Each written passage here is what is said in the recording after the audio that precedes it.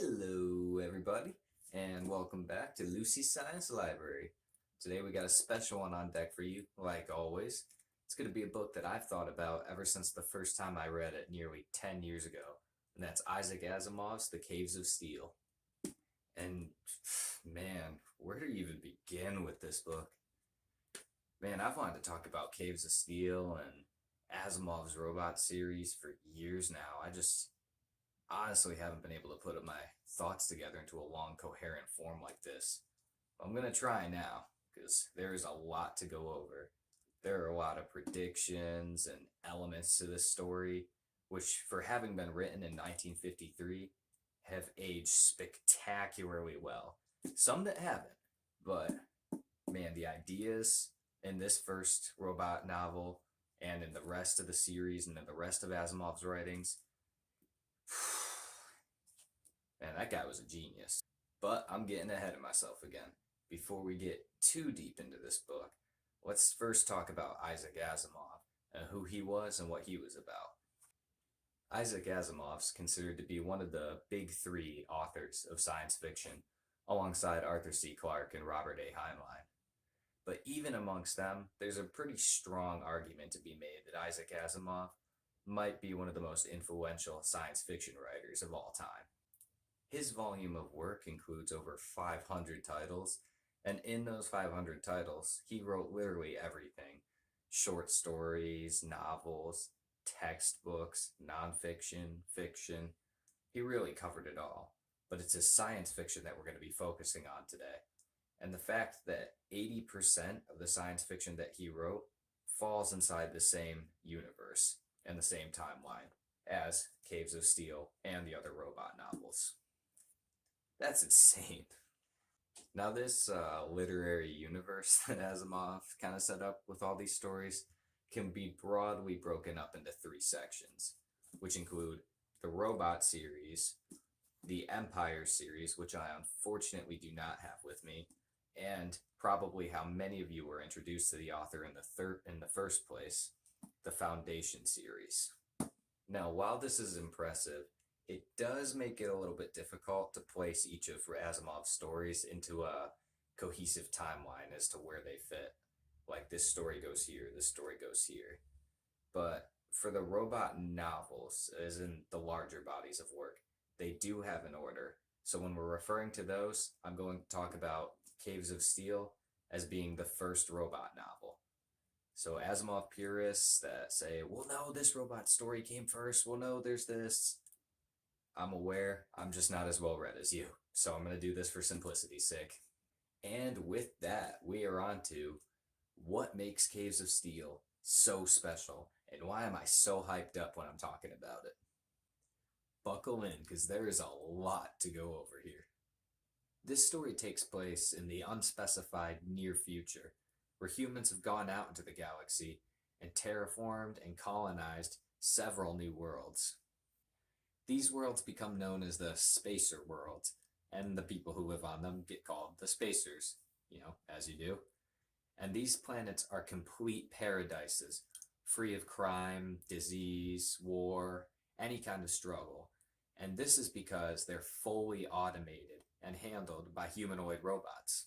Now, Asimov's robots famously follow three laws, which dictate their behavior, actions, and everything about them. If you've read any kind of robot story or watched any kind of movie, you've probably come in contact with these laws in some form or another. But if you haven't, to recap them. The first law: a robot may not injure a human being or through inaction allow a human being to come to harm. The second: a robot must obey orders given to it by human beings, except where such orders would conflict with the first law. And third, a robot must protect its own existence as long as such protection does not conflict with laws 1 and 2. Now keep these in mind, because these are crucial for all of Asimov's robot stories in this series, and especially in Caves of Steel, where the crux of the mystery deals with them. And with that, on to the plot of Caves of Steel. So this book follows Elijah Bali, a detective on Earth, which in this universe has become a poor, backwater, and overcrowded planet that's become a kind of economic and political puppet of its former spacer colonies. Since Earth is so overcrowded, all the people live in these large, massive domed cities so that the rest of the arable land on the planet can be farmed just to provide food for everybody. After a few generations in these domed cities, the people grow to be afraid of huge open spaces and empty skies because they're so used to living in these compact and crowded and tight corridors and compartments.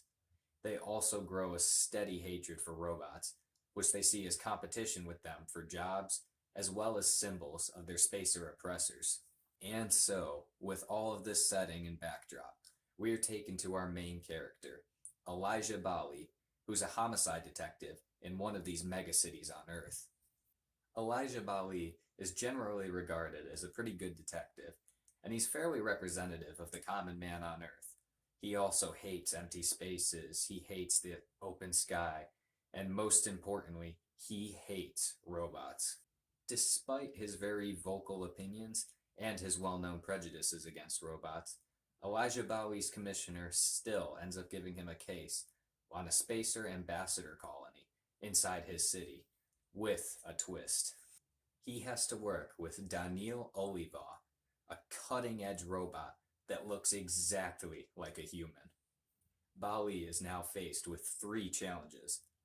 One, he has to solve a murder in a colony where murder is supposed to be impossible just based on the sheer number and presence of the robots there. Two, he needs to get over his prejudices against robots and work with Daniel Oliva to better understand the robots, as well as Daniel Oliva working with him to understand Earthmen.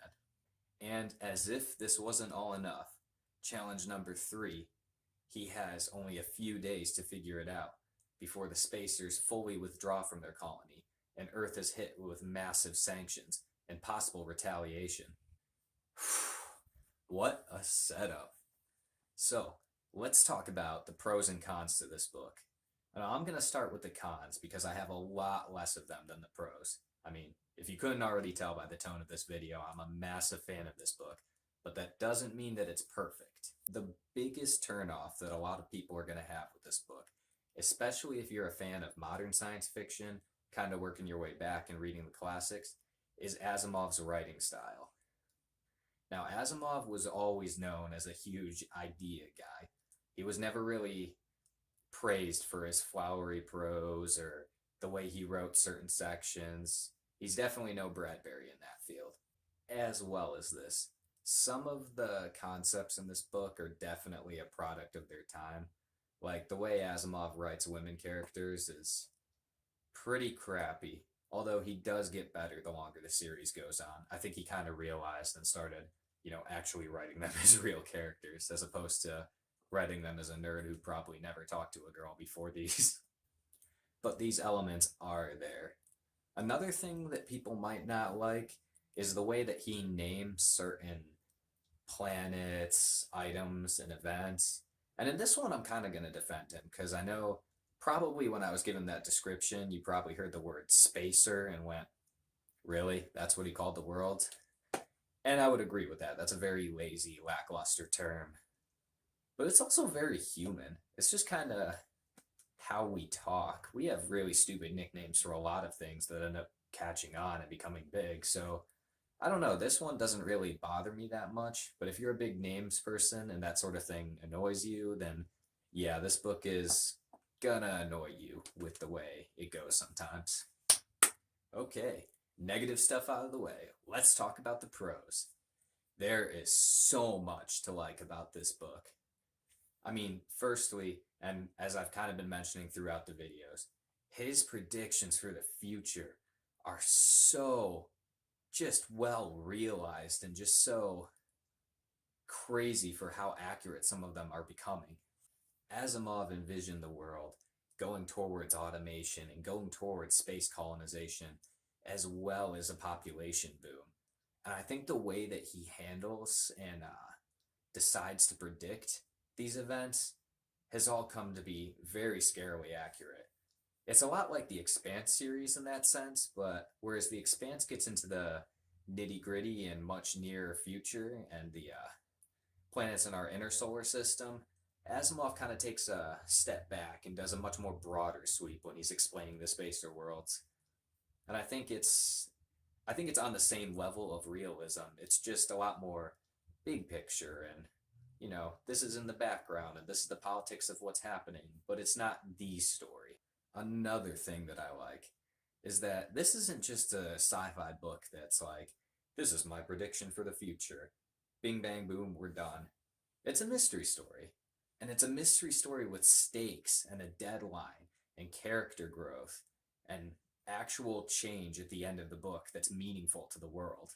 Again, Asimov's writing style makes it, pretty obvious. There's not a whole lot of nuance there, but I still enjoyed it. I still enjoyed watching Elijah Bally go through these scenarios and learn to challenge his own worldview, as well as to challenge some of his fears and start really questioning the beliefs that are native to Earth and why they think the way that they do.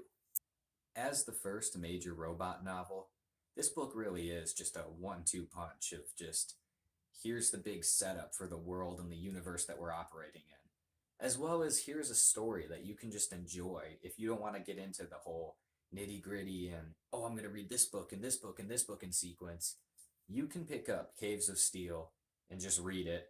Never read another Asimov book in your life and still come away with a good story and a good sense that something has happened and you've come away with a story that you can still think about years down the line. Even better, if you do decide to go on, the other robot novels only get better and better. The critiques that I had in the beginning with Asimov's writing only become smaller and smaller. Women characters that are better written. His prose actually gets a bit better, and his descriptions of settings end up becoming more, just beautiful in a simplistic way. And the scale of the stories just gets bigger and bigger. Elijah Bally's decisions actually matter.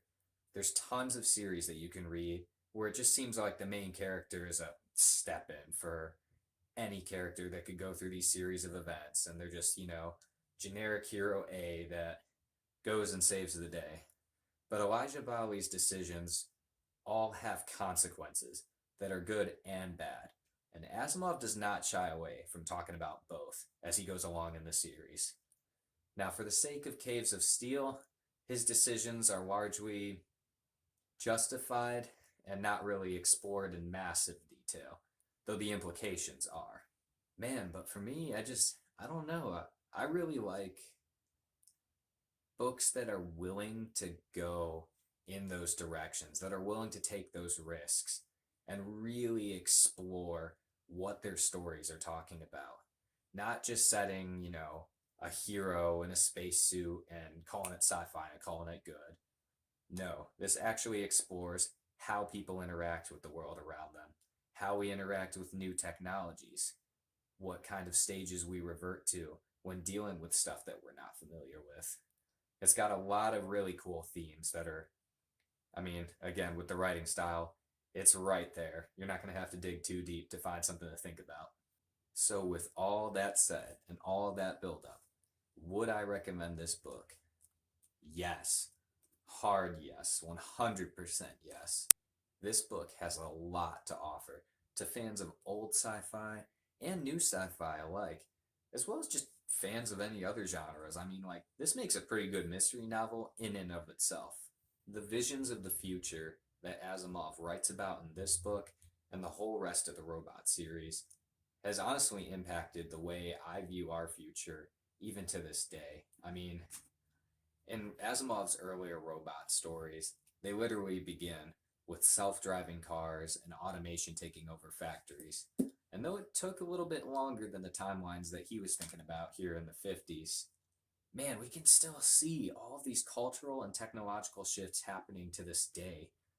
And it's frankly scary that we're still acting and reacting to these changes in the same way that the characters in these stories do.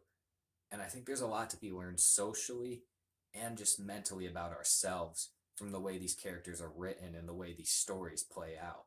So overall, I would consider this an essential science fiction read. It's going to be a little bit difficult to get over Asimov's writing style, but trust me, it's not as bad as everyone's saying it is. It's just something that you will notice if you've read something like Vandermeer or Ursula K. Le Guin and then gone straight to this. But the ideas here are not only on par with modern authors, I think they're better than most modern authors can even attempt. And with that, thank you for watching. Please read more Asimov. And as always, we're going to have an adorable bunny clip at the end of this video because I like pandering to y'all like that. Stick around for more great sci-fi reviews, book talks, and just strange stuff Sundays. See you in the next video.